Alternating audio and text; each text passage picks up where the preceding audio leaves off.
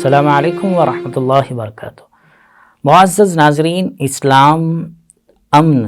اور آشتی کا مذہب ہے۔ اسلام کو اپنانے والے ہمیشہ امن اور عافیت والے ہوتے ہیں۔ اس لیے آپ نے دیکھا ہوگا کہ جب کسی سے ملاقات ہو تو پہلا جو جملہ کہنے کا حکم دیا گیا ہے وہ ہے السلام علیکم، یعنی تم پر سلامتی ہو۔ اس کا مطلب یہ ہوا کہ جو بندہ یہ جملہ کہہ رہا ہے تو سامنے والے بندے کو سیٹسفائی ہونا چاہیے اس بارے میں کہ مجھے اس بندے سے کوئی نقصان، کسی قسم کی تکلیف نہیں پہنچے گی۔ یہ ہے سلام کا مطلب اور اس کی حکمت۔ تو دیکھیے، جس اسلام نے ملنے پر سب سے پہلے ایسے جملے کی تاکید کی،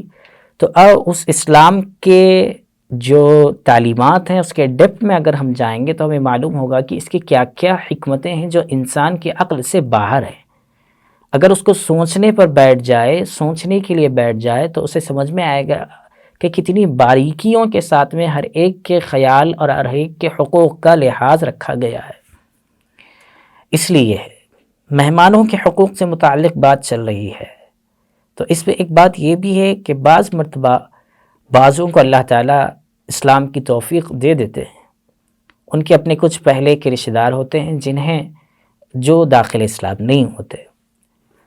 تو اب انسانیت کے ناطے ان کے ساتھ میں کسی نہ کسی کا تعلق کسی نہ کسی حیثیت سے ہوتا ہے، یعنی سابق تعلقات کی بنیاد پر، اور وہ ان کے ساتھ ملنا بھی چاہتے ہیں۔ شروع میں کچھ دشواریاں ہوتی ہیں، اس کے بعد میں پھر حالات نارمل ہو جاتے ہیں، تو وہ ایک دوسرے کی خیر خیریت بھی آپس میں انسانیت کی بنیاد پر لیتے رہتے ہیں۔ اللہ تعالیٰ نے نظام ہی ایسا بنایا ہے کہ ایک رشتہ داریوں کی بنیاد پر رکھا ہے، ایک مسلمان ہونے کی حیثیت سے ایک دوسرے کے ساتھ تعلقات رکھے ہیں اور ان کے حقوق رکھے ہیں۔ ایک انسانیت کی بنیاد پر اللہ تعالیٰ نے پوری کائنات کے اندر پورے بندوں کے درمیان میں حقوق رکھے ہیں۔ ان حقوق میں سے ایک حقوق اور ایک حق یہ ہے کہ جب غیر مسلم کوئی رشتہ دار مہمان کے طور پر آئے تو اس کے ساتھ کیسے برتاؤ ہونا چاہیے اور ہمارا کیا بیہیویئر ہونا چاہیے۔ تو اسلام نے اس بارے میں تعلیم دی کہ آپ کو چاہیے کہ آپ ان کے ساتھ میں کیسے برتاؤ کریں، اچھا برتاؤ اور اچھا سلوک رکھیں اور ان سے اچھی محبت کے ساتھ میں پیش آئیں۔ نبی کریم صلی اللہ علیہ وسلم کے پاس ایک مہمان آئے جو غیر مسلم تھے۔ سیرت کی کتابوں میں بات لکھی ہے کہ نبی کریم صلی اللہ علیہ وسلم نے ان کے ساتھ میں بہت محبت سے، بہت خلوص سے اور ان کا اکرام کیا۔